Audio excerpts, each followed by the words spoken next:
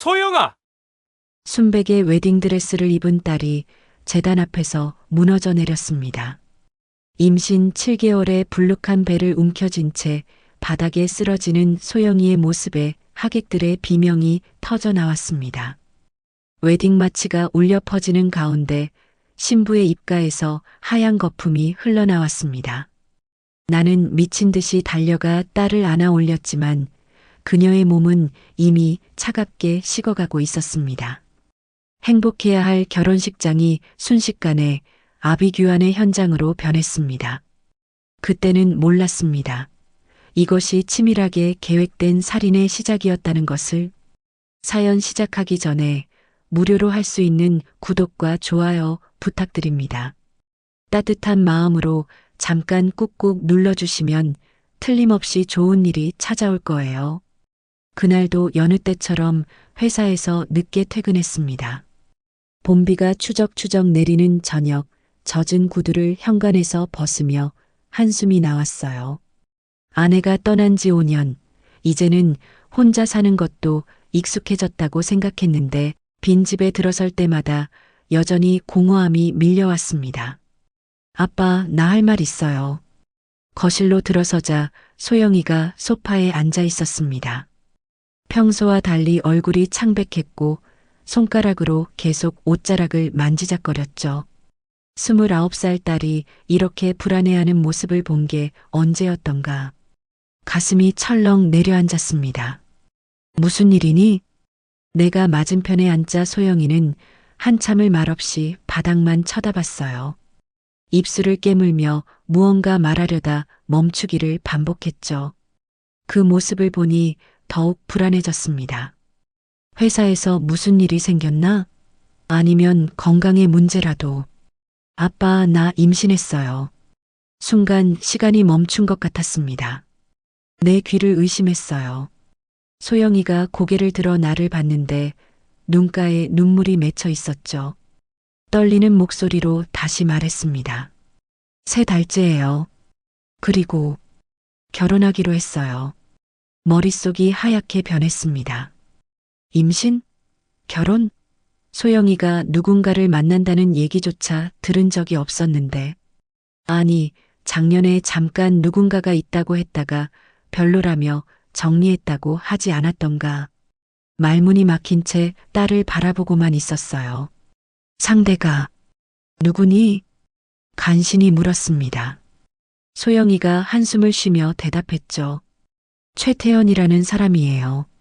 작년에 잠깐 얘기했던. 기억하시죠? 기억났습니다. 소영이가 회사 거래처에서 만난 남자라며 몇 번 언급했던 사람. 하지만 나를 너무 부담스럽게 쫓아다녀서 싫다고 했었죠. 그런데 그 사람과 임신을 도저히 이해가 되지 않았습니다. 잠깐 그 사람 아니라고 하지 않았니? 부담스럽다고. 소영이가 고개를 숙였습니다. 손가락이 더 빨리 옷자락을 만지작거렸어요. 무언가 숨기는 게 분명했죠. 사실은 작년 연말에 일이 힘들어서 술을 많이 마셨어요. 그날도 태연 씨가 또 찾아왔는데 거절하려다가 위로받고 싶어서 같이 마셨죠.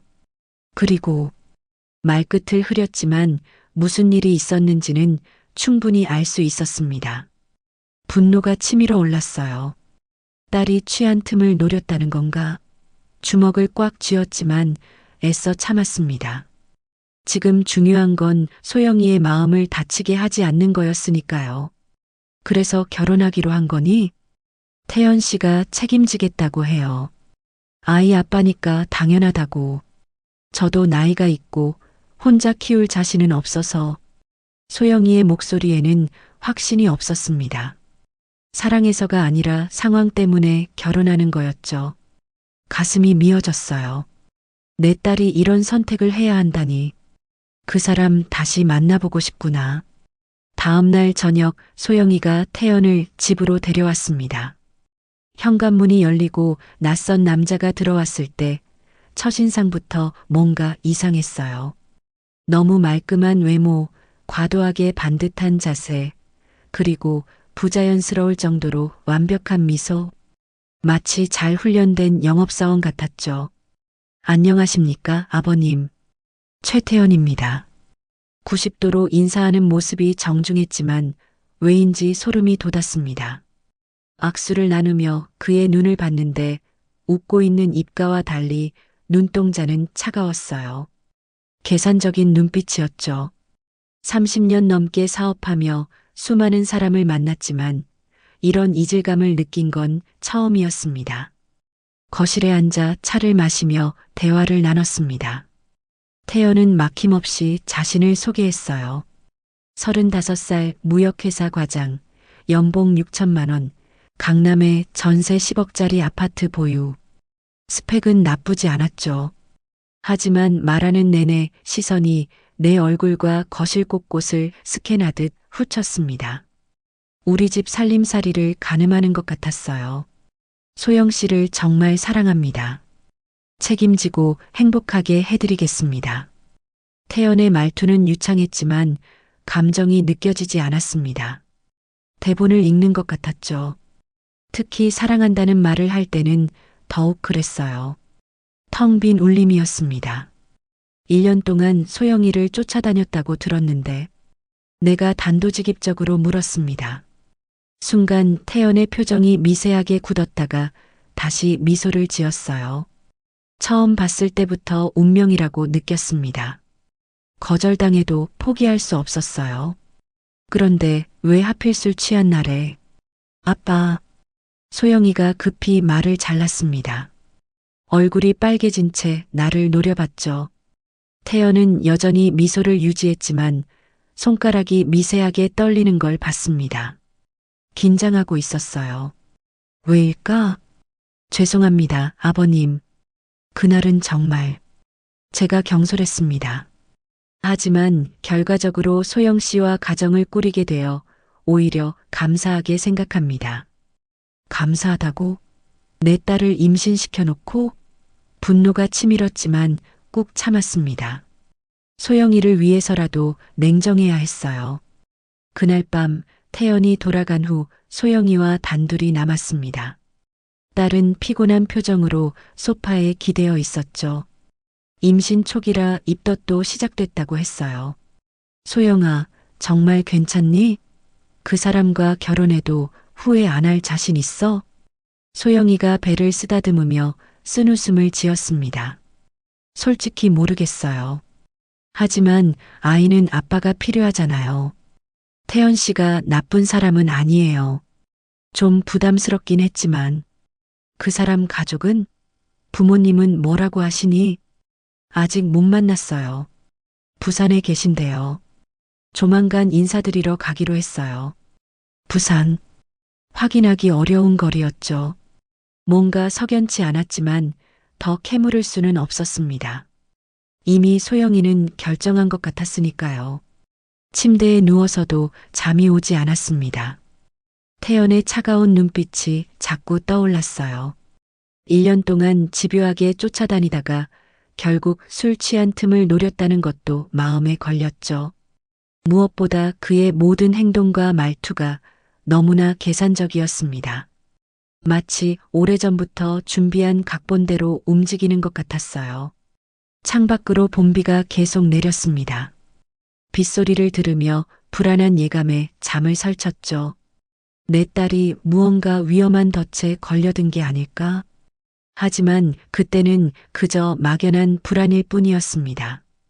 그 불안이 곧 끔찍한 현실이 될 줄은 꿈에도 몰랐어요. 결혼 준비는 예상보다 빠르게 진행되었습니다. 태연이 모든 걸 주도했죠. 4월 초 벚꽃이 만개한 주말에 상견례를 하기로 했는데 약속 당일 아침 태연에게서 전화가 왔습니다. 아버님, 정말 죄송합니다. 부모님이 갑자기 해외 출장을 가셔서. 수화기 너머로 들리는 그의 목소리는 너무나 침착했어요. 진짜로 당황한 사람의 목소리가 아니었죠. 마치 미리 준비한 대사를 읽는 것 같았습니다. 소영이는 실망한 표정으로 휴대폰을 만지작거렸어요. 임신 4개월에 접어들면서 배가 조금씩 나오기 시작했는데 아직 시부모 얼굴도 못 본 상황이었죠. 두 번째 상견례 약속도 무산되었습니다. 이번엔 어머니가 갑자기 입원하셨다는 이유였어요. 세 번째는 아버지의 중요한 사업 미팅. 매번 그럴듯한 핑계였지만 나는 점점 의심이 커졌습니다. 정말 부모가 있기는 한 걸까? 태연 씨, 부모님 사진이라도 볼 수 있을까요? 어느 날 저녁 우리 집에서 식사하던 중 내가 물었습니다. 태연의 젓가락질이 잠시 멈췄어요. 아주 짧은 순간이었지만 나는 놓치지 않았죠. 그는 곧 미소를 지으며 휴대폰을 꺼냈습니다. 아, 제 폰에는 사진이 별로 없네요. 부모님이 사진 찍는 걸 싫어하셔서 변명이 구차했습니다. 요즘 시대에 부모님 사진 한 장 없다는 게 말이 되나요? 하지만 소영이가 불편해하는 게 보여서 더 추궁하지 못했어요. 더 놀라운 건 그 다음이었습니다. 태연이 갑자기 보험 이야기를 꺼낸 거였죠. 디저트로 과일을 먹던 중이었는데 그는 마치 날씨 얘기하듯 자연스럽게 말했습니다. 소영 씨, 우리 서로를 위해 보험 하나씩 들어두면 어떨까요? 소영이가 의아한 표정을 지었습니다. 나도 마찬가지였죠. 결혼도 하기 전에 보험이라니. 보험이요? 왜 갑자기? 아기도 있고 혹시 모를 일에 대비해야죠. 요즘 젊은 부부들은 다 그래요. 태연의 설명은 유창했습니다. 서로를 수익자로 하는 생명보험, 상해보험, 질병보험까지 보장 내역을 줄줄 읊는 모습이 마치 보험 설계사 같았어요. 특히 보험 금액을 말할 때는 눈빛이 번뜩였죠. 5억 정도면 적당할 것 같은데요. 5억이요? 소영이가 놀라서 되물었습니다. 나도 속으로 경악했어요. 신혼부부가 들기에는 터무니없이 큰 금액이었죠. 네, 아기 교육비도 생각해야 하고, 물론 저도 똑같이 들 거예요. 서로에 대한 책임감의 표현이라고 생각하시면 돼요. 그의 말은 그럴듯했지만 나는 불안감을 느꼈습니다. 왜 그렇게 거액의 보험을 고집하는 걸까? 게다가 여러 보험사에 분산해서 가입하자는 것도 이상했어요.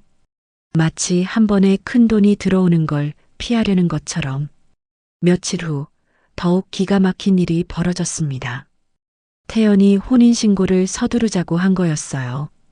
5월 결혼식을 앞두고 있었는데 굳이 4월에 먼저 혼인신고를 하자는 거였죠. 왜 그렇게 급하게? 내가 묻자 태연은 또 그 특유의 미소를 지었습니다. 이제는 그 미소가 보기만 해도 불쾌했어요. 세금 혜택도 있고 법적으로 가족이 되면 여러모로 편리해요. 특히 아기가 태어날 때도요. 논리적인 설명이었지만 뭔가 다른 의도가 숨어 있는 것 같았습니다. 하지만 소영이는 이미 태연의 말에 설득당한 듯 했어요. 배가 불러오면서 불안해하던 차에 법적인 보호를 받고 싶었던 모양이었죠. 그날 밤 나는 오랜 친구 정호에게 전화를 걸었습니다. 경찰에서 은퇴한 후 사설 탐정 일을 하고 있는 그에게 태연의 신상을 조사해달라고 부탁했어요. 최태연 35세, 무역회사 과장이라. 알았어. 한번 알아볼게. 일주일 후 정우가 찾아왔습니다. 그의 표정이 심상치 않았어요. 서류 봉투를 건네며 그가 말했죠. 이상해. 이 사람 기록이 너무 깨끗해. 깨끗하다는 게 무슨 뜻이야? 말 그대로야. 너무 완벽해서 오히려 수상해. 5년 전 기록부터만 있어. 그 이전은 아무것도 없어. 5년 전. 그때부터 최태연이라는 사람이 존재하기 시작했다는 거였습니다. 학교 기록은 있지만 동창이나 친구는 찾을 수 없었고 직장 기록도 있지만 동료들은 그를 잘 모른다고 했어요. 마치 유령 같은 존재였죠. 그리고 더 이상한 게 있어. 이 주소 봐. 정우가 가리킨 건 태연의 주민등록상 주소였습니다.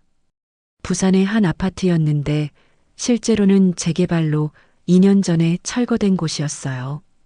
부모님이 산다던 그곳이 이미 사라진 건물이었던 겁니다. 심장이 쿵쾅거렸습니다. 내 직감이 맞았어요. 태연은 뭔가를 숨기고 있었고 그것도 아주 큰 것을. 하지만 확실한 증거 없이 소영이에게 말할 수는 없었죠. 임신한 딸에게 충격을 줄 수도 있었으니까요. 그러던 어느 날 태연과 단둘이 마주칠 기회가 생겼습니다. 소영이가 병원 검진을 받는 동안 병원 카페에서 기다리고 있었죠. 커피를 마시며 마주 앉은 태연의 얼굴이 평소와 달랐어요. 소영이가 없으니 가면을 벗은 듯 했죠. 아버님, 혹시 저를 조사하고 계신 건 아니죠? 돌직구였습니다. 나는 커피잔을 내려놓으며 그를 똑바로 봤어요. 무슨 뜻이죠? 아시잖아요. 제가 소영 씨를 진심으로 사랑한다는 걸. 의심받는 건 서운해요. 진심. 그 단어를 말할 때 그의 눈은 차가웠습니다. 경고하는 것 같았어요. 더 파헤치지 말라고. 부모님은 언제 뵐 수 있을까요? 내가 화제를 돌렸습니다. 태연의 턱 근육이 미세하게 경직되는 게 보였어요. 곧 오실 거예요. 결혼식에는 꼭 참석하신다고 하셨으니까. 연락처라도 알 수 있을까요? 사돈이 될 사이인데.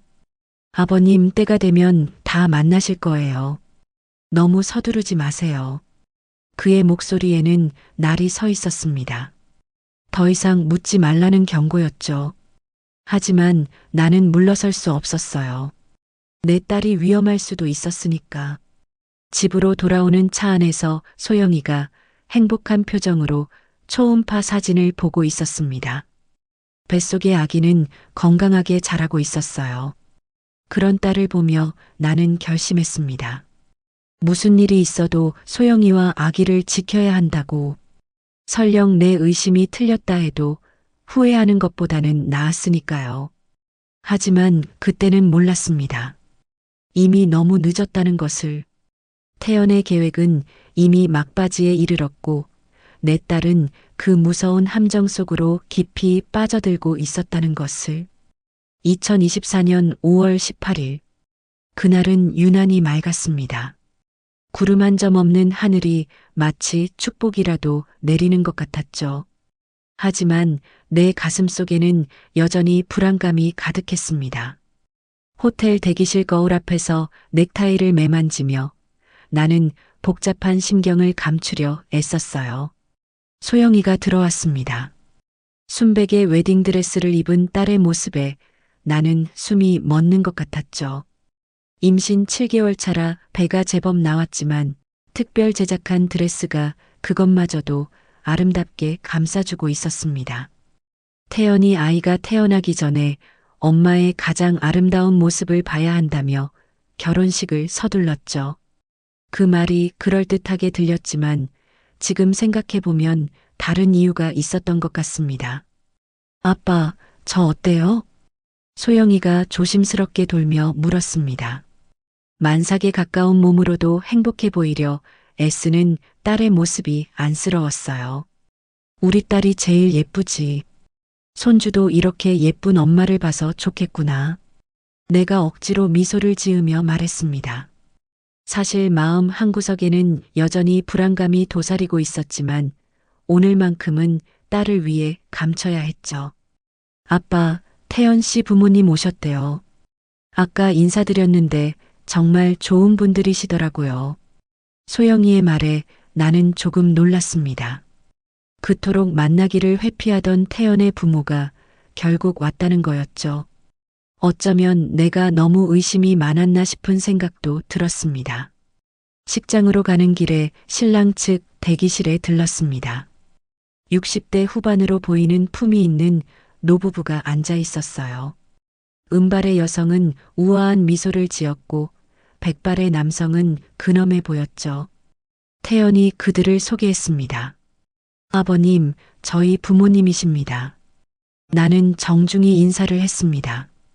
태연의 어머니라는 분이 내 손을 잡으며 말했죠. 소영 씨 같은 며느리를 맡게 되어 정말 기쁩니다. 곧 증손주도 보게 되고 정말 감사합니다. 목소리는 따뜻했지만 왠지 모르게 어색한 느낌이 들었습니다. 손도 이상하게 차가웠어요. 하지만 그때는 긴장 때문이려니 생각했죠. 적어도 부모가 나타난 것만으로도 안심이 되었으니까요. 식장은 200명이 넘는 하객들로 가득했습니다. 대부분 우리 쪽 친척들과 소영이 친구들이었죠. 신랑 측 하객은 30명 정도였는데 태연의 부모 외에는 죄다 낯선 얼굴들이었습니다. 웨딩 마치가 울려 퍼졌습니다. 소영이와 함께 레드카펫을 걸으며 나는 딸의 무거운 걸음걸이가 신경 쓰였어요. 임신 7개월의 결혼식이라니. 보통은 출산 후로 미루거나 간소하게 하는데 태연은 이상하리만큼 성대한 결혼식을 고집했죠. 단상에서 기다리는 태연의 모습은 완벽했습니다. 하지만 내가 소영이의 손을 그에게 넘겨주는 순간 그의 눈빛에서 묘한 긴장감을 포착했어요. 기쁨이나 감동이 아닌 마치 중요한 거래를 성사시킨 사람 같은 안도감이었죠. 주례사가 시작되고 15분쯤 지났을까요?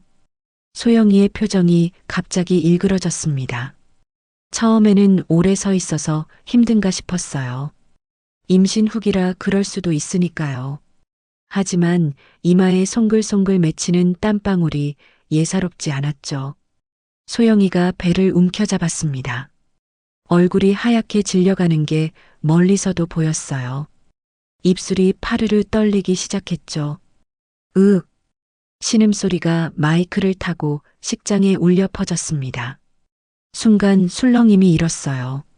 나는 벌떡 일어났습니다. 본능적으로 뭔가 크게 잘못되었다는 것을 알았죠. 소영이가 무릎을 꺾었습니다. 태연이 재빨리 그녀를 붙잡았지만 이미 소영이는 의식을 잃어가고 있었어요. 그리고 다음 순간 내 딸이 바닥으로 쓰러졌습니다. 불룩한 배를 감싼 채로. 소영아. 나는 미친 듯이 달려갔습니다. 하객들이 비명을 지르며 일어섰고 누군가는 119를 부르라고 소리쳤죠. 하지만 내 눈에는 오직 바닥에 쓰러진 딸만 보였습니다. 소영이를 조심스럽게 안아 올렸습니다. 만삭의 몸이 축 늘어졌어요. 눈은 반쯤 감겨 있었고 입가에는 거품이 맺혔죠. 나는 떨리는 손으로 딸의 맥박을 짚었습니다. 희미하게 뛰고 있었지만 점점 약해지고 있었어요. 소영아, 아빠야. 정신 차려. 희미하게 눈꺼풀이 떨렸습니다. 소영이가 간신히 눈을 떴어요. 초점 없는 눈동자가 나를 찾아 헤맸죠. 입술이 미세하게 움직였습니다. 나는 귀를 바짝 대었어요. 아빠, 뭔가 이상해요. 목소리가 너무 작아서 거의 들리지 않았습니다. 아침에 태연 씨가 비타민이라고. 말을 끝맺지 못했습니다. 소영이의 눈이 스르르 감겼어요. 동시에 배를 움켜쥐며 고통스러운 표정을 지었죠. 뱃속의 아이도 위험하다는 신호였습니다. 구급차가 도착했습니다. 들것에 소영이를 옮기는 동안 나는 태연을 봤어요. 놀랍게도 그는 너무나 침착했습니다. 땀 한 방울 흘리지 않고 구급대원들에게 소영이의 상태를 설명하고 있었죠. 마치 미리 준비한 것처럼. 임신 7개월이고 평소 빈혈이 있었습니다. 오늘 아침에 임신부 비타민을 복용했고요. 비타민. 소영이가 마지막으로 한 말이 떠올랐습니다. 나는 태연의 팔을 잡았어요. 그 비타민 뭘 준 거요? 태연이 당황한 표정을 지었습니다. 하지만 그것도 잠시, 곧 걱정스러운 표정으로 바뀌었죠. 병원에서 처방받은 거예요. 철분제랑 엽산이요. 왜 그러십니까?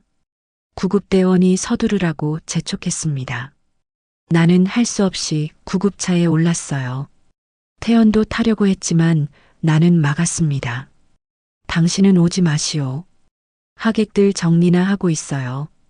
차가운 내 목소리에 태연의 표정이 굳어졌습니다. 하지만 이상하게도 반박하지 않았어요. 오히려 순순히 물러났죠. 병원까지 가는 내내 의료진이 소영이에게 응급처치를 했습니다. 산소 마스크를 씌우고 링거를 꽂고 태아 심박수를 체크했죠. 모니터에서 들리는 아이의 심장 소리가 점점 약해지고 있었습니다. 아이가 위험합니다. 응급 제왕절개를 해야 할 것 같습니다. 구급대원의 말에 내 가슴이 무너져 내렸습니다. 소영이의 손을 꼭 잡으며 기도했어요. 제발 둘 다 살려달라고. 딸과 손주 모두 무사하게 해달라고. 응급실에 도착하자마자 소영이는 수술실로 실려갔습니다. 나는 복도에 주저앉았어요. 시간이 얼마나 흘렀을까요? 1시간 같기도 하고 1년 같기도 했습니다. 수술실 문이 열렸습니다. 의사의 굳은 표정을 본 순간 나는 모든 걸 예감했어요. 죄송합니다. 산모가 수술 중 심정지가 왔습니다. 급성 중독 증상으로 보입니다. 아이는 응급 제왕절개로 꺼냈지만 의사의 말이 흐려졌습니다. 아니, 내 귀가 듣기를 거부했는지도 모르죠. 중독. 그 단어만이 머릿속을 맴돌았습니다. 아이는 어떻게 됐습니까? 간신히 물었습니다. 의사가 고개를 저었어요. 7개월이라 미숙아였는데 산모의 중독 물질이 태반을 통해 전달된 것 같습니다. 최선을 다했지만 더 이상 듣고 싶지 않았습니다. 딸도 손주도 모두 잃었다는 현실이 믿기지 않았어요. 결혼식장에서 웨딩드레스를 입고 행복해하던 딸이 뱃속의 아이와 함께 이렇게 가다니. 병원 복도에 태연이 나타났습니다. 그의 부모라는 사람들도 함께였죠. 태연이 다가와 슬픈 표정을 지었지만 그 눈빛은 차가웠습니다. 아버님, 소영이가 네가 죽였어. 내가 그의 멱살을 잡으며 소리쳤습니다. 주변 사람들이 놀라 말렸지만 나는 놓지 않았죠. 아침에 뭘 먹인 거야? 비타민이 아니었어. 그렇지? 태연이 억울한 표정을 지었습니다. 그의 부모라는 사람들이 나를 말리며 위로했지만 그들의 손길조차 거짓처럼 느껴졌어요. 화장합시다. 소영 씨도 그걸 원했을 거예요.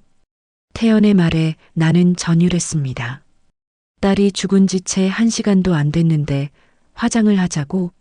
그것도 부검도 하기 전에? 절대 안 돼. 부검을 해야 해. 내 딸이 왜 죽었는지 알아야겠어. 내 단호한 목소리에 태연의 얼굴이 일그러졌습니다. 처음으로 그의 완벽한 가면에 균열이 생기는 것을 봤죠. 장례식장의 향 냄새가 숨을 막히게 했습니다. 국화꽃 향기와 향초 냄새가 뒤섞여 머리가 어지러웠죠. 나는 영정 사진 앞에 멍하니 앉아 있었습니다. 소영이의 웨딩 사진을 급하게 영정으로 만들었는데 그 환한 미소가 더욱 가슴을 찢어 놓았어요. 불과 이틀 전 찍은 사진이 벌써 영정이 되다니. 조문객들이 끊임없이 들어왔습니다. 친척들, 소영이 친구들, 회사 동료들. 모두가 믿을 수 없다는 표정이었죠. 29살에 그것도 결혼식 날 신부가 죽다니. 뱃속의 아이와 함께. 그런데 이상한 것은 태연의 행동이었습니다. 상주석에 앉아 조문객들을 맞이하는 그의 모습은 지나치게 완벽했어요. 슬픔에 잠긴 표정, 떨리는 목소리, 가끔씩 훔치는 눈물까지. 하지만 나는 알 수 있었습니다. 그것이 모두 연기라는 것을. 더욱 기가 막힌 것은 그가 조의금을 직접 관리하겠다고 나선 것이었습니다. 보통은 유족이 하는 일인데 태연은 자신이 남편이니 당연하다는 듯이 조의금 봉투를 받아들었죠. 나는 그 모습을 보며 속으로 치가 떨렸지만 조문객들 앞에서 소란을 피울 수는 없었습니다. 조문객이 뜸해진 새벽 2시경 나는 밖으로 나가 담배를 피웠습니다. 금연한 지 10년이 넘었지만 딸을 잃은 충격에 다시 담배를 찾게 되었죠. 쓴 연기가 폐를 채웠지만 가슴의 통증은 조금도 줄어들지 않았습니다. 그때 태연의 목소리가 들렸습니다. 장례식장 뒤편에서 누군가와 통화하는 것 같았어요. 나는 본능적으로 숨을 죽이고 귀를 기울였습니다. 네, 계획대로 됐습니다. 이제 보험금만 받으면 심장이 멎는 것 같았습니다. 계획대로 보험금? 나는 떨리는 손으로 휴대폰을 꺼내 녹음을 시작했어요. 하지만 태연의 목소리는 곧 멀어졌고 더 이상 들리지 않았죠. 다시 빈소로 돌아온 나는 태연을 뚫어지게 바라봤습니다. 그는 여전히 슬픔에 잠긴 남편 역할을 하고 있었어요. 조문객이 오면 눈물을 흘리고 가면 다시 무표정해지는 그 얼굴이 소름 끼쳤습니다. 다음 날 아침 태연이 충격적인 말을 꺼냈습니다. 아버님, 소영이를 화장하는 게 좋겠습니다. 나는 귀를 의심했습니다. 부검 결과도 나오지 않았는데 화장이라니. 더구나 우리 집안은 대대로 매장을 해왔는데 말이죠. 무슨 소리요? 아직 부검 결과도 안 나왔는데. 소영이가 평소에 화장을 원했어요. 자연으로 돌아가고 싶다고. 거짓말. 내 딸은 한 번도 그런 말을 한 적이 없었습니다. 오히려 나중에 부모님 곁에 묻히고 싶다고 했었죠. 나는 단호하게 고개를 저었습니다.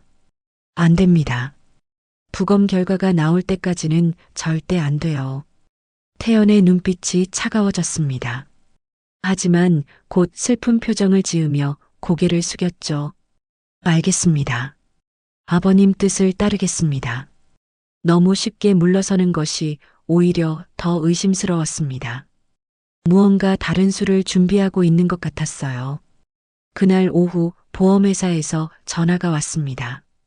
나는 복도로 나가 전화를 받았죠. 박정민 님이시죠? 고 박소영님의 보험금 지급 관련해서 연락드렸습니다. 보험금이요? 무슨 보험 말입니까? 네, 박소영님께서 한 달 전에 저희 회사 생명보험에 가입하셨는데요. 보험금이 5억 원입니다. 수익자가 배우자 최태연님으로 되어 있네요. 5억. 그 금액에 나는 현기증을 느꼈습니다.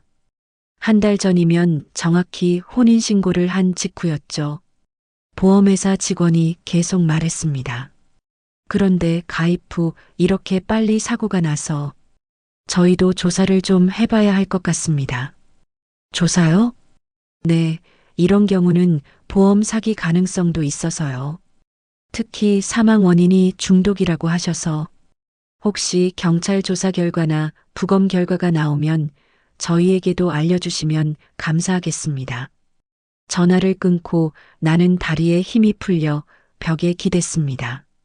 5억이라니. 소영이가 그런 거액의 보험을 들었다는 것도 그것을 나에게 숨겼다는 것도 충격이었죠.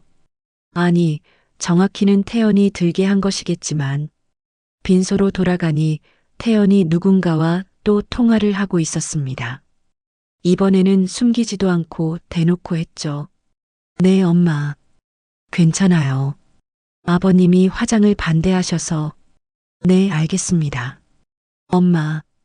그가 끊고 나서 나는 물었습니다. 어머니와 통화했소?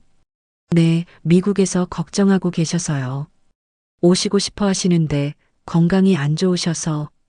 또 그 핑계였습니다. 나는 문득 결혼식장에서 본 그의 부모가 떠올랐어요. 분명히 봤는데 왜 미국에 있다는 건지. 하지만 그때는 너무 정신이 없어서 제대로 기억이 나지 않았습니다. 밤이 깊어갈수록 의심은 더욱 커졌습니다. 태연은 빈소를 지키면서도 계속 무언가를 계산하는 듯한 표정을 지었어요. 가끔씩 휴대폰으로 뭔가를 검색하고 메모를 하고 마치 다음 수순을 짜는 것 같았죠. 새벽녘 나는 잠시 조는 척을 했습니다. 그러자 태연이 조심스럽게 일어나 밖으로 나갔어요. 나는 살금살금 그를 따라갔죠. 그는 주차장에서 누군가를 만나고 있었습니다. 여자였어요. 너무 어두워서 얼굴은 잘 보이지 않았지만 둘의 대화는 들을 수 있었습니다. 언제까지 이 연극을 해야 해? 여자의 목소리였습니다. 태연이 대답했죠. 조금만 더 참아. 49제까지만 하면 돼. 그때까지는 의심받으면 안 되니까. 5억이면 우리가 새 출발하기에 충분하지 않아? 보험금은 바로 안 나와. 게다가 장인이 부검을 고집하고 있어서 일단 화장을 시켜야 하는데 나는 주먹을 꽉 쥐었습니다. 손톱이 살을 파고들 정도로 세게 쥐었지만 아픔을 느낄 겨를이 없었어요. 내 딸을 죽이고도 모자라 다른 여자와 새 출발을 계획하고 있다니. 그들이 헤어진 후 나는 빈소로 돌아왔습니다. 태연은 아무 일도 없었다는 듯이 다시 상주석에 앉았죠. 나는 그를 바라보며 다짐했습니다. 반드시 진실을 밝히고 이 악마 같은 놈을 단죄하겠다고. 다음 날 부검 결과가 나온다는 연락을 받았습니다. 국과수에서 시신을 인수해 간 지 사흘 만이었죠. 나는 태연과 함께 결과를 들으러 갔습니다. 가는 내내 태연은 초조해 보였어요. 평소의 침착함은 온데간데 없이 계속 손가락으로 무릎을 두드렸죠. 담당 의사가 부검 결과를 설명했습니다. 사인은 급성 시아나칼륨 중독입니다. 치사량의 청산가리가 검출되었어요. 청산가리. 그 단어에 나는 온몸이 얼어붙는 것 같았습니다. 내 딸이 독살당했다는 확실한 증거였죠. 의사가 계속 말했습니다. 복용 시간은 사망 2-3시간 전으로 추정됩니다.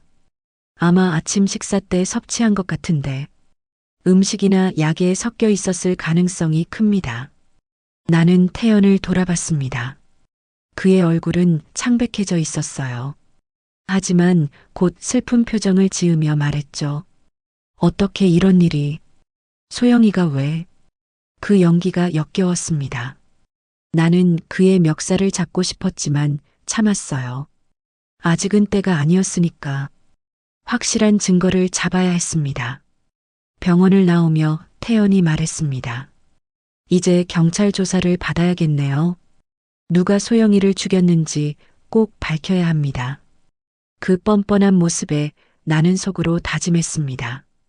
그래, 꼭 밝혀지고 말 거다. 내가 내 딸을 죽였다는 것을. 그리고 너는 반드시 그 대가를 치르게 될 거라고. 장례를 치른 지 일주일이 지났습니다. 나는 여전히 악몽 같은 현실을 받아들이기 힘들었죠.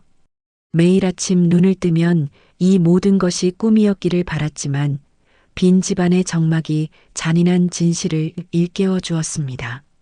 소영이의 방은 그대로였어요. 임신을 알고 기뻐하며 사둔 아기용품들이 먼지만 쌓여가고 있었죠. 그날도 나는 정호를 만나기 위해 강남으로 향했습니다. 태연에 대한 조사가 어떻게 진행되고 있는지 듣기 위해서였죠.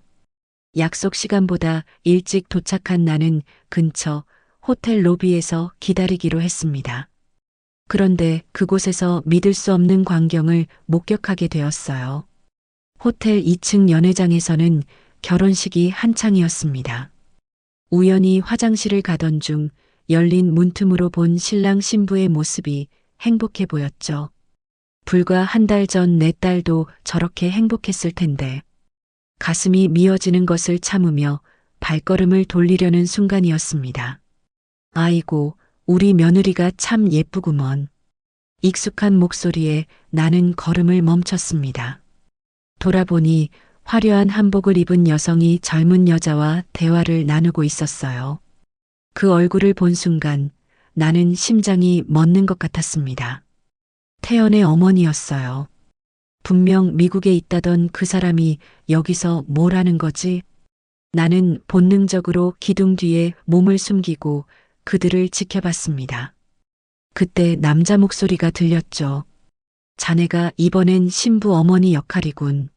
나는 신랑 아버지야. 뒤를 돌아보니 태연의 아버지라던 남자가 역시 한복을 입고 서 있었습니다. 하지만 놀라운 것은 그들의 대화 내용이었어요. 오늘은 대사가 좀 많네. 우리 아들이 좋은 며느리를 만나서 다행이다. 잘 부탁한다. 이런 거지? 맞아. 근데 저번 결혼식 때보다는 나은 것 같아. 그때는 신랑이 좀 이상했잖아. 뭐였더라? 최태연? 최태연. 그 이름이 나왔을 때 나는 주먹을 꽉 쥐었습니다. 온몸에 소름이 돋았어요. 이 사람들은 연기자였던 겁니다. 내 딸의 결혼식에 와서 태연의 부모 행세를 했던 것이죠. 아, 맞아. 그 신부가 결혼식 도중에 쓰러졌다며? 뉴스에서 봤어. 여자가 혀를 차며 말했습니다. 참 안 됐지. 그런데 우리가 뭐 어쩌겠어? 돈 받고 하는 일인데. 하루에 50만 원씩 주는데 마다할 이유가 있나? 나는 떨리는 손으로 휴대폰을 꺼내 그들의 모습을 동영상으로 찍기 시작했습니다. 증거를 남겨야 한다는 생각뿐이었죠. 두 사람은 곧 연회장 안으로 들어갔고 나는 그들을 따라갔습니다. 결혼식장 안에서 그들은 완벽한 부모 역할을 했어요. 하객들과 인사를 나누고 축의금을 받고 심지어 눈물까지 흘렸죠. 그 모습을 보며 나는 구역질이 날 것 같았습니다. 내 딸의 결혼식에서도 저렇게 연기했겠구나. 나는 그들의 따뜻한 말에 속아 안심했었는데 1시간쯤 지났을까요? 결혼식이 끝나고 그들이 밖으로 나왔습니다. 나는 조심스럽게 뒤를 따랐죠. 주차장에서 그들은 한복을 벗고 평상복으로 갈아입었습니다. 그리고 놀랍게도 바로 옆 호텔로 향했어요. 그곳에서도 결혼식이 있는 모양이었습니다. 빨리 가자. 3시에 또 있잖아. 남자가 서두르며 말했습니다. 하루에 여러 건의 결혼식을 돌며 가짜 부모 노릇을 하는 거였어요. 나는 그들이 들어간 호텔 이름을 메모하고 정호에게 전화를 걸었습니다. 정호야, 지금 당장 와줄 수 있어? 놀라운 걸 발견했어. 30분 후 정호와 만난 나는 찍어둔 동영상을 보여줬습니다. 정호의 표정이 점점 굳어졌죠. 이 사람들이 태연의 부모라고? 그래. 결혼식 때 분명히 봤어. 근데 연기자였던 거야. 돈 받고 부모 노릇을 하는.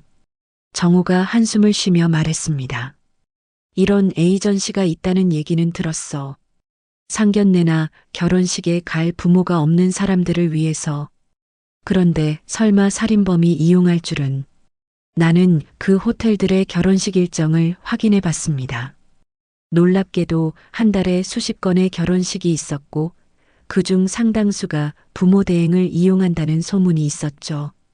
정호가 수소문 끝에 그 에이전시의 연락처를 알아냈습니다. 다음 날 나는 가명으로 그 에이전시에 연락했습니다. 부모님이 돌아가셔서 결혼식에 대신 와줄 사람이 필요하다고 했죠. 상담원은 친절하게 설명했습니다. 하루에 50만 원이고요. 상견례는 30만 원입니다. 연기 경력이 있는 분들이라 자연스러우실 거예요. 혹시 최태연이라는 분도 이용했나요? 순간 정적이 흘렀습니다. 상담원이 경계하는 목소리로 물었죠. 고객 정보는 말씀드릴 수 없는데요. 누구신지. 나는 전화를 끊었습니다. 하지만 그 짧은 침묵이 모든 것을 말해주고 있었어요. 정호가 며칠 더 조사한 결과 충격적인 사실들이 드러났습니다. 그 연기자들은 최근 3년간 최태연의 결혼식에 3번이나 참석했다는 거였죠. 매번 다른 신부였지만 신랑은 항상 최태연이었습니다. 정민아, 이거 완전히 계획적인 연쇄 범죄야. 가족이 없다고 속이고 가짜 부모까지 동원해서 신부 측을 안심시킨 다음 정호의 말을 들으며 나는 온몸이 떨렸습니다. 내 딸이 얼마나 교묘한 함정에 빠졌는지 이제야 깨달았어요. 태연은 처음부터 소영이를 목표로 삼고 접근했던 겁니다. 1년간의 구애도 헌신적인 모습도 모두 계산된 연기였죠. 그날 밤 나는 소영이의 일기장을 다시 펼쳤습니다.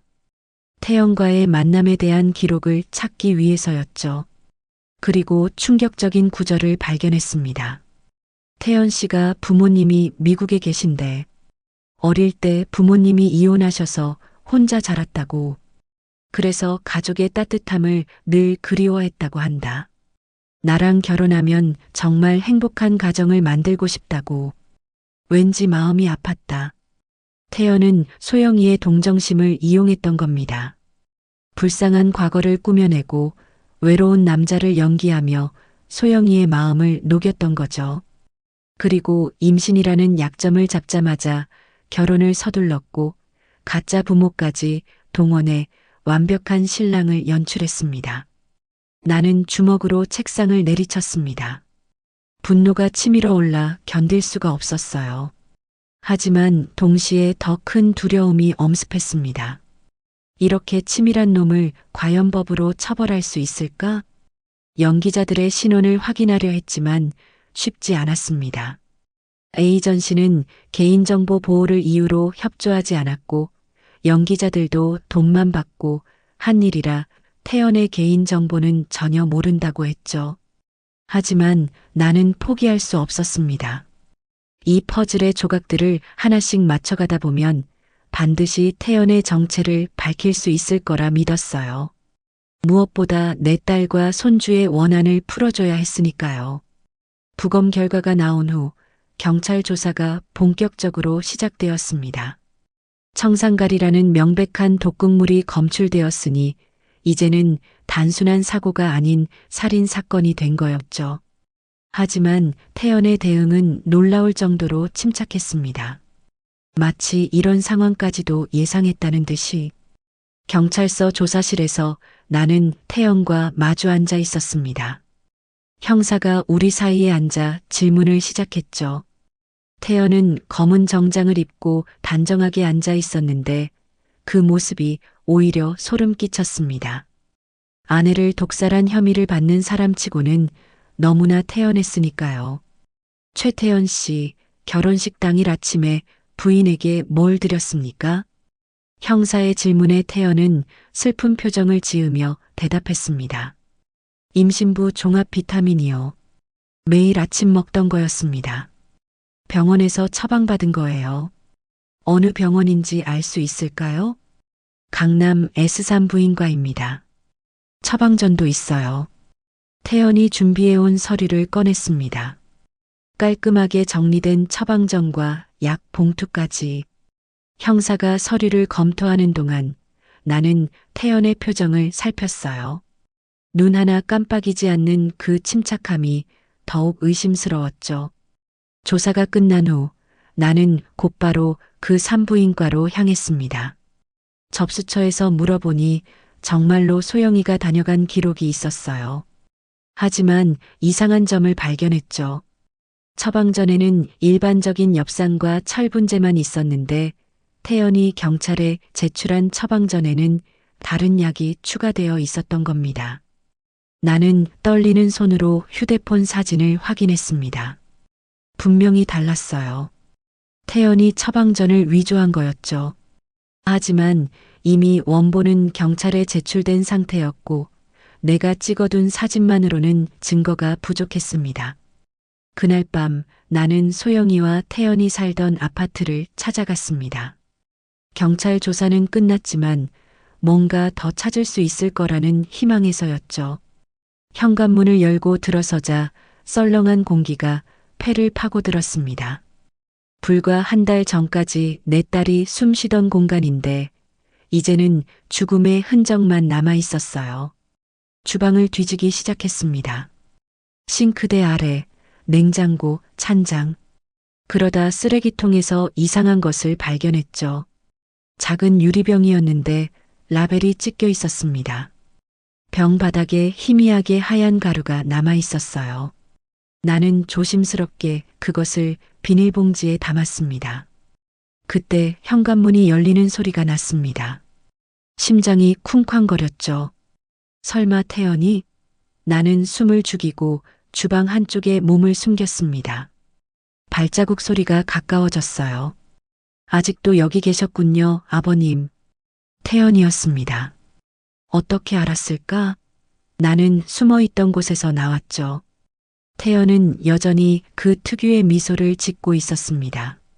소영이 물건을 정리하러 왔소.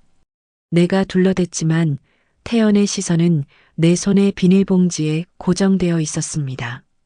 그의 눈빛이 순간 날카로워졌다가 다시 부드러워졌어요. 아버님도 힘드시겠어요.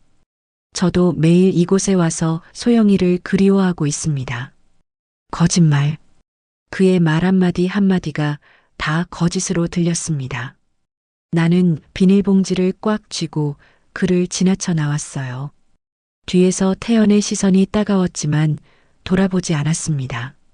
다음 날 나는 정호를 통해 그 유리병의 내용물을 분석해 봤습니다. 결과는 충격적이었어요. 시아나칼륨, 즉 청산가리 성분이 검출된 거였죠. 하지만 문제가 있었습니다. 이미 경찰 조사가 끝난 곳에서 내가 무단으로 가져온 증거물이라 법적 효력이 없다는 거였어요. 정민아, 이것만으로는 어려워. 게다가 태연이 원래 있던 쥐약이다라고 하면 끝이야. 정호의 말이 맞았습니다. 하지만 나는 포기할 수 없었어요. 그때 정호가 또 다른 정보를 전해줬습니다. 그런데 이상한 게 있어. 태연이 결혼식 일주일 전에 큰 돈을 인출했더라고. 500만 원. 현금으로. 500만 원? 응.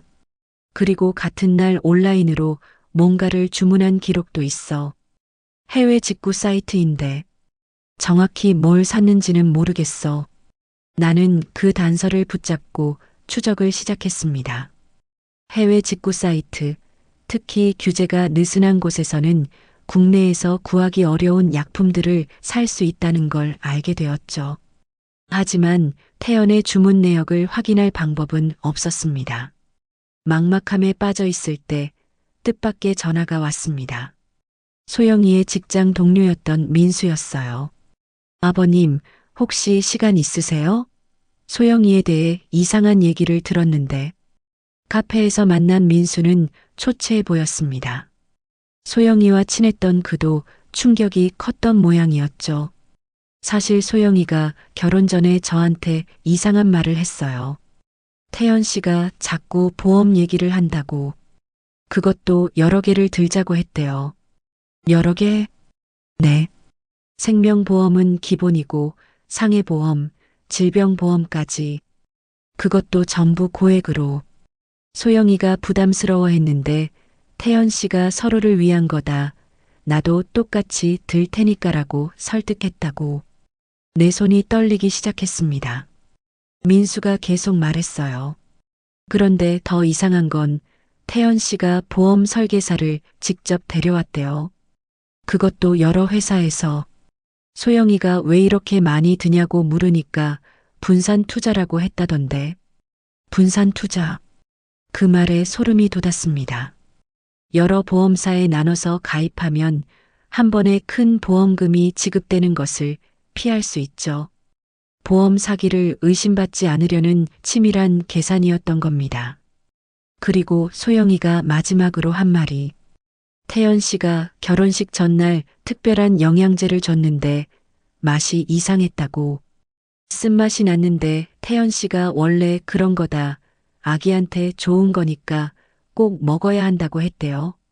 특별한 영양제. 그게 바로 독약이었던 거였습니다. 나는 주먹을 꽉 쥐었어요. 분노로 온몸이 떨렸지만 동시에 더 많은 증거가 필요하다는 것도 알고 있었죠. 집으로 돌아온 나는 소영이가 남긴 모든 것을 다시 뒤지기 시작했습니다. 휴대폰, 노트북, 일기장. 그러다 소영이의 이메일에서 충격적인 것을 발견했어요. 태연이 보낸 메일이었는데 제목은 우리 아기를 위한 최고의 선물이었습니다. 메일을 열어보니 링크가 하나 있었어요. 해외 건강식품 사이트였죠. 그리고 태연이 추천한 제품들 목록이 있었는데 그중 하나가 수상했습니다. 천연 미네랄 파우더라고 되어 있었지만 성분 표시가 모호했어요. 나는 그 제품을 검색해 봤습니다. 그리고 충격적인 사실을 발견했죠. 그 사이트는 이미 폐쇄되었고 판매자는 여러 차례 사기 혐의로 고발된 전력이 있었습니다. 특히 가짜 건강식품에 유독 물질을 섞어 판매했다는 의혹도 있었어요. 증거가 하나둘 모이고 있었습니다. 하지만 결정적인 것이 부족했죠. 태연이 직접 독약을 구매했다는 증거, 그리고 그것을 소영이에게 먹였다는 확실한 증거가 필요했습니다. 나는 다시 한번 다짐했습니다. 반드시 태연의 죄를 밝혀내고 내 딸과 손주의 원수를 갚겠다고. 만약 법이 그를 처벌하지 못한다면 내가 직접 심판을 내릴 각오도 되어 있었습니다. 정호의 사무실은 담배 연기로 자욱했습니다. 책상 위에는 서류 더미가 산처럼 쌓여 있었고 컴퓨터 모니터 여러 대가 동시에 켜져 있었죠. 정호가 피곤한 얼굴로 나를 맞이했습니다. 일주일 동안 밤을 새워가며 조사한 흔적이 역력했어요. 정민아, 앉아. 찾아낸 게 있어. 정호가 건넨 서류를 받아든 순간 나는 손이 떨리기 시작했습니다. 첫 장에는 사진이 한 장 있었는데 태연의 얼굴이었지만 이름은 달랐어요. 김성우라고 적혀 있었죠. 최태연은 가명이야. 진짜 이름은 김성우. 37세. 5년 전에 개명했더라고. 개명. 그것부터가 수상했습니다. 정우가 다음 장을 넘기라고 손짓했어요. 거기에는 더욱 충격적인 내용이 있었습니다.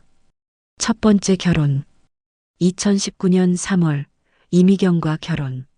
같은 해 8월 이미경 급성 심장마비로 사망. 사망보험금 2억 원. 나는 숨이 막혔습니다.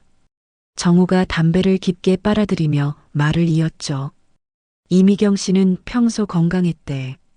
마라톤을 즐길 정도로. 그런데 결혼 5개월 만에 갑자기 심장마비라니. 두 번째 페이지. 2020년 11월 정수진과 결혼. 2021년 4월 정수진 교통사고로 사망. 사망보험금 3억 원. 교통사고? 설마. 맞아. 수상해. 새벽에 혼자 운전하다가 가드레일을 들이받았대. 그런데 목격자도 없고 블랙박스도 고장이었다고 해. 세 번째 페이지를 넘기는 내 손은 이미 부들부들 떨리고 있었습니다. 2022년 6월 한유리와 결혼. 2022년 12월 한유리 음독자살. 사망보험금 4억 원. 자살이라고? 내 목소리가 갈라졌습니다. 정우가 고개를 저으며 설명했어요. 유서가 있었대. 우울증 치료를 받고 있었다고. 그런데 이상한 건 결혼 전까지는 우울증 기록이 전혀 없었다는 거야. 그리고 마지막 페이지.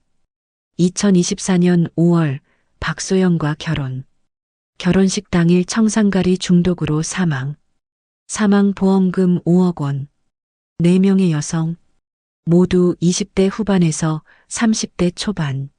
모두 결혼 후 6개월 이내에 사망. 그리고 점점 늘어나는 보험금. 2억, 3억, 4억, 5억. 나는 서류를 내려놓고 머리를 감쌌습니다. 현기증이 났어요. 내 딸이 4번째 희생자였다니. 그것도 가장 많은 보험금을 노린. 이놈은 연쇄살인범이야. 정우가 무거운 목소리로 말했습니다. 그런데 더 기가 막힌 게 있어. 이 여자들의 공통점을 찾았는데 정우가 노트북을 돌려 보여줬습니다. 화면에는 4명의 여성 사진이 나란히 있었어요. 나는 숨을 들이켰습니다. 놀랍도록 비슷했던 거예요. 긴 생머리, 갸름한 얼굴형, 순한 인상. 마치 한 사람을 4번 그린 것 같았죠. 외모뿐만 아니야. 모두 부모님이 한 분만 계시거나 일찍 돌아가신 경우야. 형제자매도 없거나 사이가 멀고.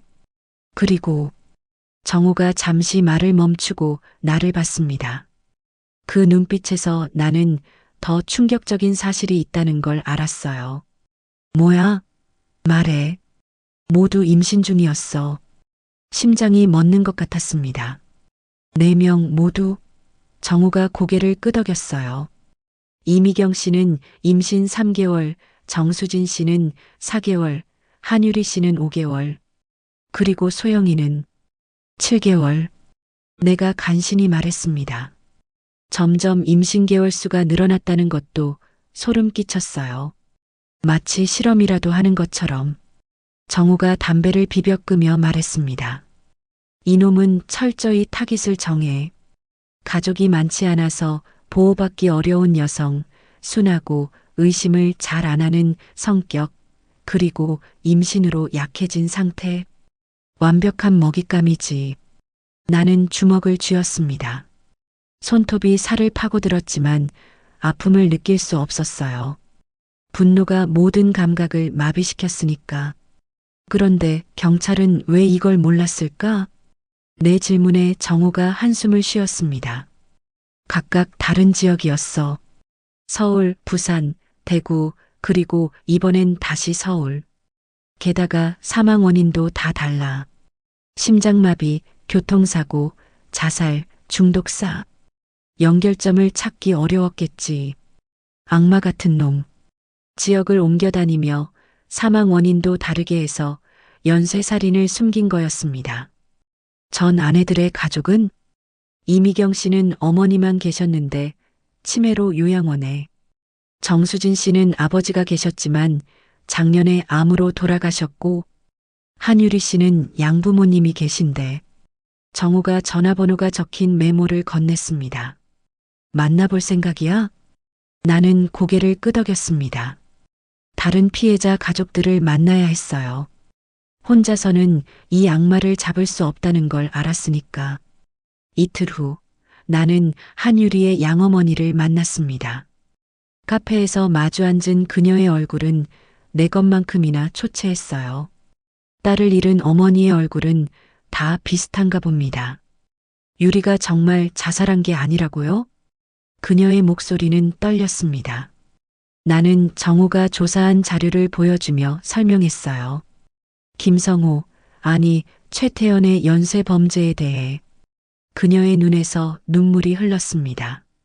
알고 있었어요. 유리가 그럴 아이가 아니라는 걸. 그렇게 아기를 기다렸는데. 그녀가 가방에서 사진을 꺼냈습니다. 한유리의 결혼 사진이었어요. 그 옆에 서 있는 태연의 모습을 보니 또다시 분노가 치밀었죠. 그 사람 정말 좋은 사위인 줄 알았어요. 유리한테 그렇게 잘해줬거든요. 매일 아침 과일 갈아서 주고 병원도 같이 다니고 소영이한테 했던 것과 똑같았습니다. 완벽한 남편 연기. 그것으로 주변 사람들을 안심시킨 다음 결정적인 순간에. 그런데 이상한 게 하나 있었어요. 한유리의 어머니가 갑자기 말했습니다. 유리가 죽기 일주일 전에 그 사람이 유리 명의로 된 통장을 다 정리했대요. 적금도 해지하고 주식도 다 팔고. 유리가 이상하다고 했는데 출산 준비 자금이라고 했다나? 역시나였습니다. 죽이기 전에 재산을 정리한 거였죠. 보험금뿐만 아니라 모든 것을 챙기려고. 집으로 돌아오는 길 나는 깊은 생각에 잠겼습니다. 이제 태연의 정체는 확실해졌어요. 연쇄살인범. 보험금을 노리고 여성들을 살해한 악마. 하지만 문제는 증거였습니다. 정황은 명백하지만 법정에서 인정받을 만한 직접적인 증거가 부족했어요. 그날 밤 나는 결심했습니다. 법이 그를 처벌하지 못한다면 내가 직접 나서야 한다고. 4명의 여성과 4명의 태어나지 못한 아이들을 위해서라도. 정우에게 전화를 걸었습니다. 정우야, 태연이 지금 어디 있는지 알 수 있을까? 왜? 설마 무슨 짓을 하려는 건 아니지? 아니야. 그냥 감시하고 싶어서. 거짓말이었습니다. 나는 이미 마음을 정했어요. 이 악마가 5번째 희생자를 만들기 전에 반드시 막아야 한다고. 정우가 건넨 사진을 보는 순간 나는 다시 한번 충격에 빠졌습니다. 이예진, 32세, 강남의 한 대학병원 내과 전문의. 단정한 흰 가운을 입은 그녀의 모습은 영락없이 소영이와 닮아 있었어요. 같은 긴 생머리, 같은 갸름한 얼굴형, 같은 순한 눈매. 태연이 또다시 같은 타입의 여성을 노리고 있었던 겁니다. 언제부터 만났대? 내 목소리가 떨렸습니다. 정우가 담배를 피우며 대답했죠. 작년 12월부터. 소영이가 죽기 5개월 전이야. 5개월 전. 그러니까 이미 소영이와 결혼을 준비하면서 다음 목표물을 물색하고 있었다는 거였습니다. 그 치밀함에 온몸에 소름이 돋았어요. 정우가 또 다른 서류를 꺼냈습니다. 더 충격적인 게 있어. 이예진 씨도 이미 보험에 가입했더라고. 그것도 3개나. 보험증서 사본을 확인하니 총 보험금은 7억이었습니다. 5억에서 7억으로 점점 액수가 커지고 있었죠. 그리고 수익자는 당연히 최태연. 결혼 예정일은 2달 후야. 그리고 정우가 잠시 말을 멈췄습니다. 그의 표정이 심각해졌어요. 이예진 씨도 임신했어. 2개월째. 또다시 똑같은 패턴이었습니다. 임신한 여성을 노리는 이 악마 같은 놈. 나는 주먹을 쥐었다 폈다를 반복했어요. 이번에는 막아야 했습니다. 5번째 희생자가 나오기 전에. 이예진 씨 연락처를 알 수 있을까? 정민아, 무슨 생각이야? 섣불리 접근했다가 그냥 보고만 있을 순 없어. 경고라도 해야지. 정우는 한숨을 쉬며 메모지를 건넸습니다. 병원 연락처와 근무 시간이 적혀 있었어요. 다음 날 오후 나는 이예진이 근무하는 병원을 찾았습니다. 진료가 끝나는 시간을 기다려 병원 카페에서 그녀를 기다렸죠. 오후 6시 흰 가운을 벗고 나온 이예진의 모습을 보니 가슴이 미어졌습니다. 정말 소영이를 보는 것 같았으니까요. 이예진 선생님? 내가 조심스럽게 불렀습니다. 그녀가 돌아봤을 때 나는 그 맑은 눈동자에서 소영이의 그림자를 봤어요. 순수하고 의심을 모르는 눈. 바로 태연이 노리는 그런 눈이었죠. 네, 어떻게 절 아시죠? 잠시 이야기 좀 할 수 있을까요? 최태연 씨에 대해서. 태연의 이름이 나오자 그녀의 표정이 밝아졌습니다. 연인의 이름을 들은 여자의 표정. 그것이 더욱 마음을 아프게 했어요. 태연 씨를 아세요? 어떤 관계이신지. 저는 그의 전 부인의 아버지입니다. 이예진의 얼굴이 굳어졌습니다. 당황한 표정이 역력했죠. 우리는 병원 근처 조용한 카페로 자리를 옮겼습니다. 전 부인이라니. 태연 씨는 미혼이라고. 아닙니다. 제 딸과 올해 5월에 결혼했어요. 그리고 결혼식 당일 나는 떨리는 목소리로 모든 것을 털어놨습니다. 소영이의 죽음, 청산가리 독살, 5억 보험금, 그리고 태연의 진짜 정체와 이전 아내들의 죽음까지. 이예진의 얼굴은 점점 창백해졌어요. 하지만 예상과 달리 그녀는 고개를 저었습니다. 믿을 수가 없어요. 태연 씨가 그런 사람일 리 없어요. 이예진 선생님, 이것 좀 보세요. 나는 정우가 준비해준 자료를 꺼냈습니다.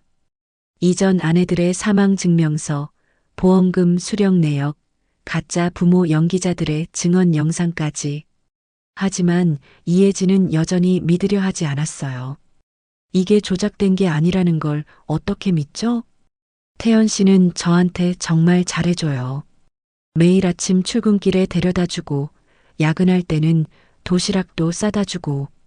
똑같았습니다. 소영이가 했던 말과 똑같았어요. 완벽한 연인을 연기하는 태연에게 완전히 빠져 있었던 거죠. 선생님도 보험 들으셨죠? 7억짜리. 이혜진이 깜짝 놀랐습니다. 어떻게 아세요? 태연이 권했겠죠. 서로를 위한 거라면서. 그게 뭐가 잘못됐어요? 요즘 젊은 부부들은 다. 선생님, 임신하셨죠? 이혜진의 손이 무의식적으로 배를 감쌌습니다. 보호 본능이었을 거예요. 나는 간절한 마음으로 말했어요. 제 딸도 임신 7개월이었어요. 뱃속의 아이와 함께 죽었죠. 제발 늦기 전에. 그만하세요. 이혜진이 벌떡 일어났습니다. 그녀의 눈에는 분노가 서려 있었어요. 모르는 분이 와서 이런 터무니없는 이야기를. 태연 씨가 불쌍해요. 아내를 잃고 얼마나 힘들었을 텐데 장인어른이라는 분이 이런 음해를. 이혜진이 카페를 나가버렸습니다. 나는 무력하게 앉아 있을 수밖에 없었어요. 예상은 했지만 사랑에 빠진 사람을 설득하기는 불가능했죠. 바로 내 딸이 그랬던 것처럼. 그날 밤 집으로 돌아온 나는 불안감에 잠을 이룰 수 없었습니다. 이혜진을 만난 것이 실수였을까? 태연에게 들어가면 어떻게 될까? 새벽 2시 핸드폰이 울렸습니다. 모르는 번호였어요. 불길한 예감에 전화를 받았죠. 장인어른, 오늘 이혜진을 만나셨더군요. 태연이었습니다. 차가운 목소리가 수화기를 통해 전해졌어요. 심장이 쿵쾅거렸지만 애써 침착하게 대답했습니다.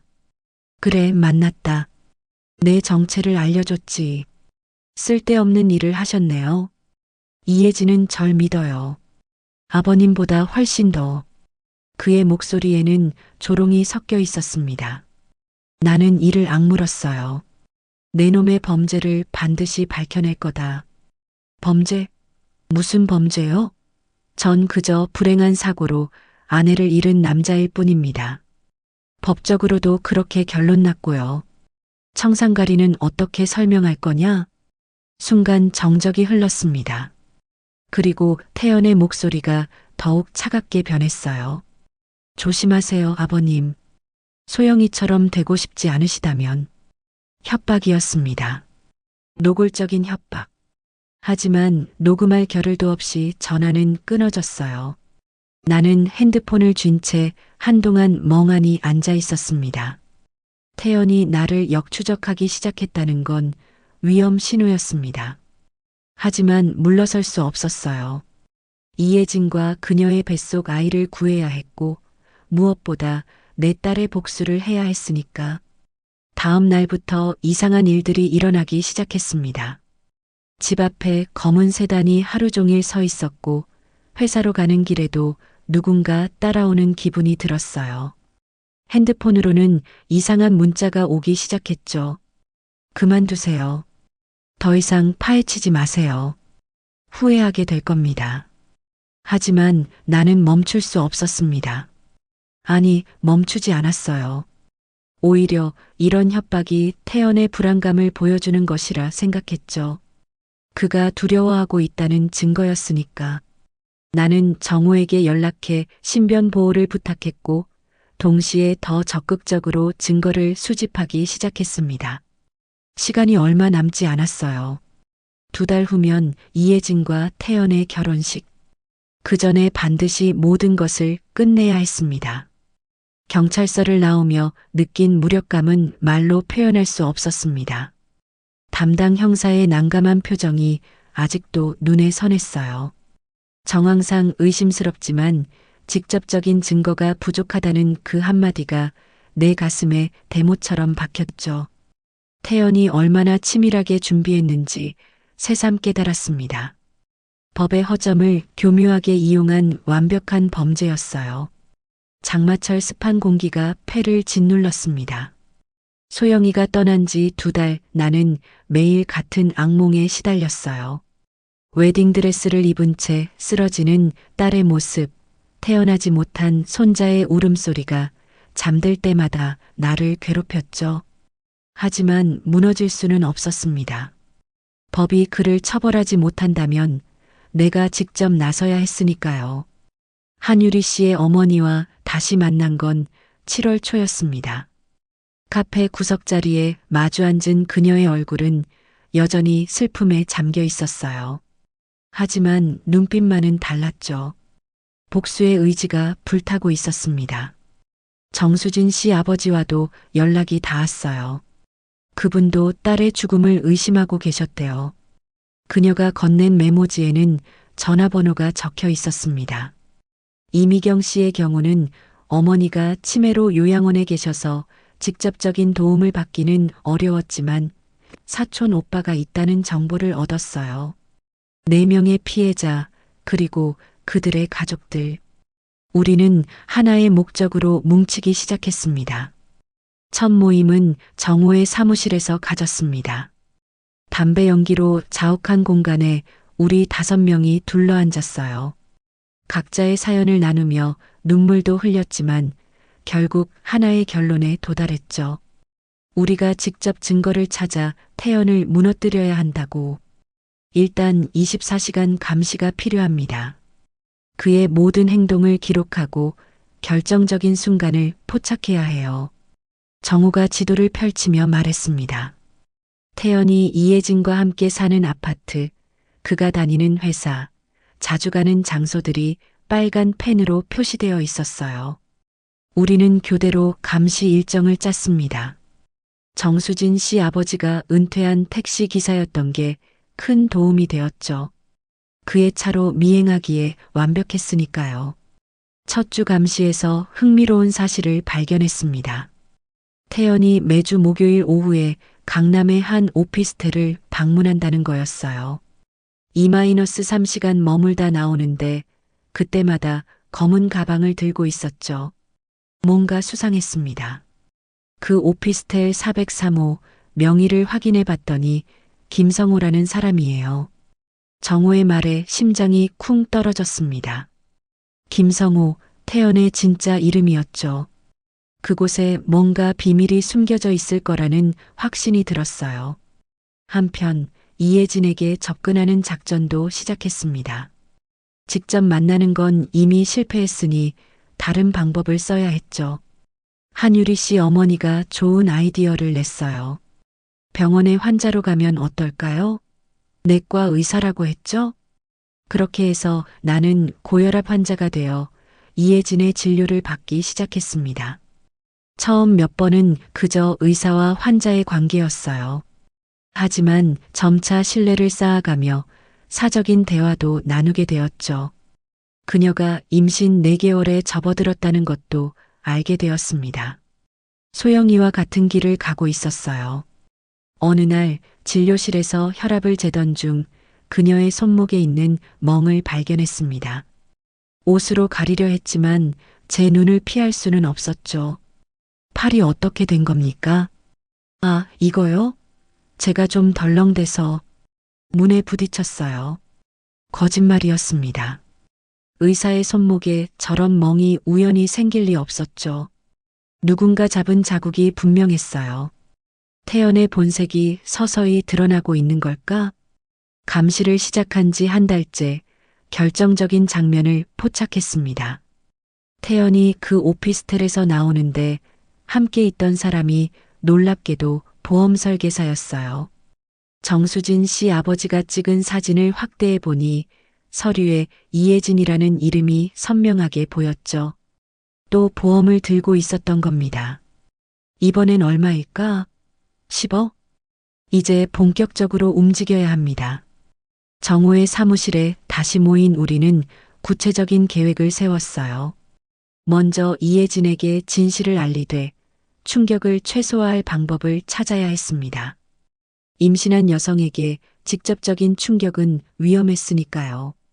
나는 USB에 모든 증거를 담았습니다.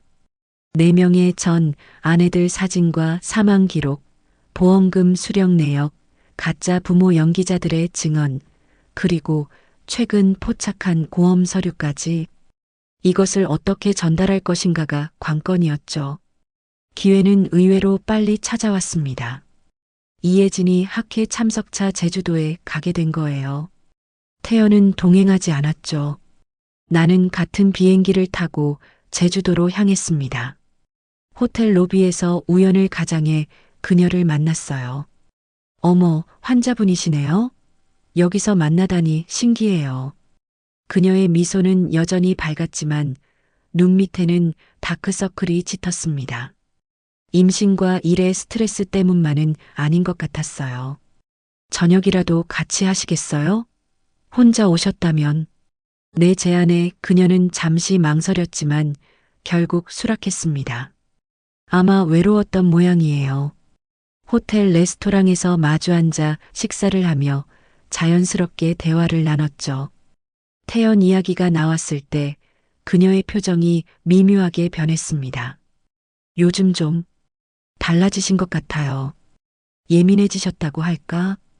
임신하면 남자들도 스트레스를 받죠. 책임감 때문에. 내가 애둘러 말했지만 속으로는 알고 있었습니다. 태연이 본색을 드러내기 시작한 거라고. 시간이 얼마 남지 않았다는 신호였어요. 식사가 끝날 무렵 나는 준비한 USB를 조심스럽게 꺼냈습니다. 이혜진 선생님, 이걸 꼭 보셔야 할 것 같아서. 혼자 계실 때 보세요. 이게 뭔데요? 제 딸 이야기입니다. 그리고 당신이 알아야 할 진실이 담겨 있어요. 그녀의 눈빛이 흔들렸습니다. 뭔가 느꼈을 거예요. 하지만 USB를 받아들었죠. 내가 자리를 뜨려는데 그녀가 물었습니다. 왜 저한테 이러시는 거죠? 돌아보니 그녀의 눈에 두려움이 서려 있었습니다. 이미 어느 정도 눈치채고 있었던 것 같았어요. 나는 진심을 담아 말했죠. 당신과 아기가 제 딸과 같은 길을 가지 않길 바라서입니다. 호텔을 나오며 밤하늘을 올려다봤습니다. 별이 총총한 제주의 하늘이 아름다웠지만 내 마음은 무거웠어요. 이혜진이 진실을 받아들일 수 있을까? 그리고 시간은 충분할까? 서울로 돌아온 다음 날 정호에게서 연락이 왔습니다. 태연이 수상한 물건을 샀어. 해외 직구 사이트에서 뭔가 주문한 것 같은데 불안감이 엄습했습니다. 설마 또다시? 이혜진이 USB를 보고 어떤 반응을 보일지, 그리고 태연이 어떻게 나올지, 모든 것이 한치 앞을 알 수 없는 안개 속이었어요. 하지만 한 가지는 확실했습니다. 이번에는 반드시 막아야 한다고. 5번째 희생자가 나오기 전에. 새벽 3시 전화벨이 울렸습니다. 화면에 뜬 이혜진의 이름을 보는 순간 심장이 멎는 것 같았어요. 떨리는 손으로 전화를 받았습니다. 믿을 수가 없어요. 수화기 너머로 들리는 그녀의 목소리는 흐느낌으로 떨리고 있었어요. USB를 본 것이 분명했죠. 나는 침대에서 벌떡 일어나 앉았습니다. 이혜진 선생님, 지금 어디 계세요? 병원 당직실이에요. 태연 씨가, 그 사람이 정말. 말을 끝맺지 못하고 울음을 터뜨렸습니다. 나는 옷을 입으며 재빨리 말했어요. 절대 집에 가지 마세요. 제가 지금 가겠습니다. 병원으로 가는 내내 불안감에 시달렸습니다. 이혜진이 태연에게 뭔가 내색이라도 했다면?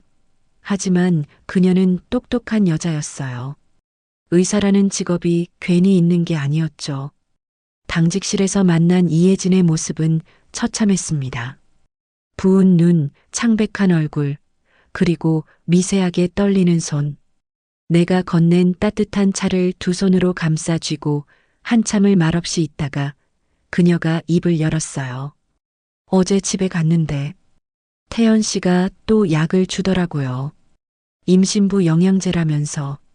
순간 온몸에 소름이 돋았습니다. 벌써 시작된 거였어요. 나는 그녀의 가방을 가리켰죠. 그 약 가지고 계세요? 이혜진이 떨리는 손으로 약통을 꺼냈습니다. 겉보기엔 평범한 비타민 같았어요. 하지만 나는 알고 있었죠. 그 안에 죽음이 들어있다는 것을. 이걸 경찰에 가져가야 합니다. 그리고 선생님이 직접 신고하셔야 해요. 하지만 증거가 될까요? 이것만으로는 부족해요. 하지만 나는 정호에게 전화를 걸었습니다. 새벽이었지만 그는 바로 받았어요. 우리의 계획을 간단히 설명하자 그가 말했죠. 30분 안에 도착한다. 절대 움직이지 마. 기다리는 동안 이혜진은 떨리는 목소리로 더 충격적인 사실을 털어놨습니다. 제 보험금이 10억이더라고요. 제가 서명한 기억도 없는데 아마 술에 취했을 때 10억? 예상은 했지만 직접 듣니 치가 떨렸어요. 금액이 점점 커지고 있었죠. 2억, 3억, 4억, 5억, 7억, 그리고 이제 10억? 이 악마 같은 놈의 욕심은 끝이 없었습니다. 정우가 도착했을 때 그의 표정은 심각했습니다. 몇 명의 사람들이 함께 왔는데 놀랍게도 그 중에는 경찰 특수팀도 있었어요. 사실 너희가 모르는 게 하나 있어. 경찰도 계속 수사 중이었어. 다만 증거가 부족했을 뿐이지. 정호의 설명에 따르면 태연의 연쇄살인 패턴이 이미 경찰 내부에서도 주목받고 있었다고 했습니다. 하지만 결정적 증거가 없어 움직이지 못했던 거였죠. 이혜진의 신고와 약물 증거, 그리고 우리가 모은 자료들이 합쳐지면 충분했어요. 이혜진 씨, 한 가지 부탁이 있습니다. 담당 형사가 조심스럽게 말했어요. 평소처럼 행동하셔야 해요. 태연이 눈치채면 안 됩니다. 그리고 가능하다면 녹음이요? 이혜진이 물었습니다. 형사가 고개를 끄덕였죠. 위험한 일이었지만 그녀는 단호하게 답했어요. 할게요. 더 이상 희생자가 나오면 안 되잖아요. 다음 이틀간은 긴장의 연속이었습니다. 이혜진은 평소처럼 출근하고 태연과 저녁을 먹고 아무 일 없다는 듯 행동했어요. 하지만 그녀가 차고 있는 스마트워치는 모든 대화를 녹음하고 있었죠. 그리고 운명의 날이 왔습니다. 8월 15일 광복절. 이혜진이 태연과 함께 병원 정기검진을 받기로 한 날이었어요. 우리는 병원 주변에 배치되어 있었고 경찰도 대기하고 있었죠. 오전 10시 태연과 이혜진이 병원에 도착했습니다. 나는 병원 카페에서 신문을 읽는 척하며 그들을 지켜봤어요. 태연은 여전히 다정한 남편 연기를 하고 있었지만 눈빛은 날카로웠죠. 뭔가 계획하고 있는 눈이었습니다. 검진이 끝난 후 예상치 못한 일이 벌어졌어요. 태연이 갑자기 이혜진을 데리고 병원을 나가려 한 거였죠. 계획에 없던 행동이었습니다. 무전기에서 긴급한 목소리가 들렸어요.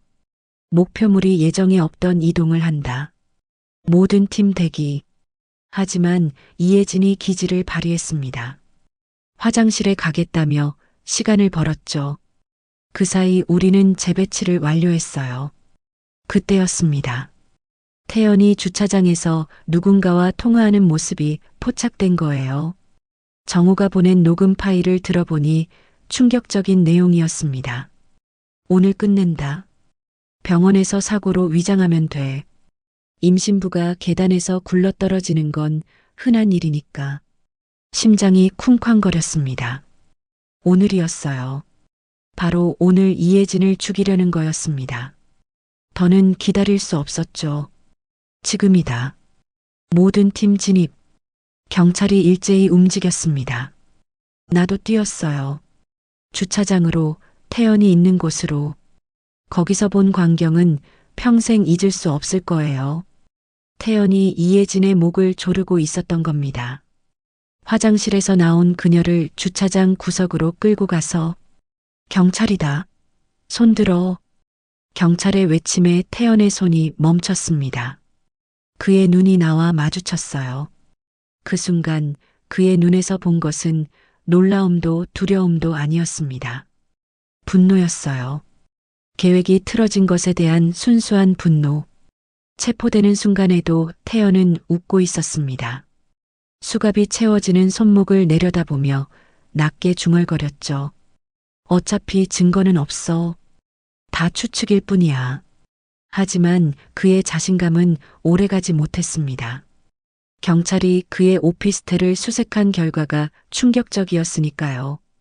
그곳에서 발견된 것들은 상상을 초월했어요. 여러 종류의 독약, 위조 서류들, 그리고 가장 충격적인 것은 타겟 리스트였습니다. 수첩에는 여성들의 사진과 정보가 빼곡했어요. 이미 죽은 4명에는 빨간 X 표시가, 이혜진에게는 파란 동그라미가, 그리고 아직 이름을 모르는 여성 10명의 사진이 더 있었죠. 다음 타겟들이었습니다. 재판은 많은 관심 속에 진행되었습니다. 나는 매일 법정에 앉아 그 악마의 얼굴을 지켜봤어요. 증언대에 선 이혜진의 용기, 전 아내들의 가족이 흘리는 눈물, 그리고 마침내 내려진 판결. 피고인 최태연에게 무기징역을 선고한다. 판사의 선고가 울려 퍼지는 순간 나는 소영이의 얼굴을 떠올렸습니다. 웨딩드레스를 입고 행복해하던 그 마지막 미소를. 눈물이 흘렀어요. 복수가 끝났다는 안도감과 여전히 딸을 되돌릴 수 없다는 슬픔이 뒤섞여서 재판이 끝난 후 나는 소영이와 손주가 잠든 곳을 찾았습니다. 가을 햇살이 따스하게 내리쬐는 오후였어요. 묘비 앞에 꽃을 놓으며 속삭였죠. 소영아, 아빠가 약속 지켰어. 그놈은 이제 평생 감옥에서 나올 수 없어. 바람이 불어 꽃잎이 흩날렸습니다. 마치 소영이가 대답하는 것 같았어요. 한유리 씨 어머니, 정수진 씨 아버지, 이미경 씨 사촌 오빠, 그리고 살아남은 이혜진까지. 우리는 함께 해냈습니다. 하지만 가슴 한구석의 공허함은 여전했어요. 정의는 실현되었지만 내 딸은 돌아오지 않으니까. 그래도 이제는 조금 숨을 쉴 수 있을 것 같았습니다. 더 이상의 희생자는 없을 테니까요. 묘지를 나서며 뒤를 돌아봤습니다. 석양에 물든 소영이의 묘비가 평화로워 보였어요. 이제야 편히 잠들 수 있겠지. 내 사랑하는 딸아.